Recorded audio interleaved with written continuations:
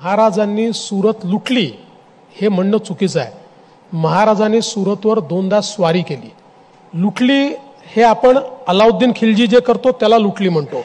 महाराजांनी तिथल्या सामान्य माणसाला हात तरी लावला. आपल्या बापाला लुटारू म्हणणारे कोण लोक आहेत? लुटले हो सुरत लुटले, लुटले हो सुरत लुटले. छत्रपती शिवाजी महाराजांनी सुरतेला कळवलेलं होतं की तुम्ही आम्हाला एवढी खंडणी द्या.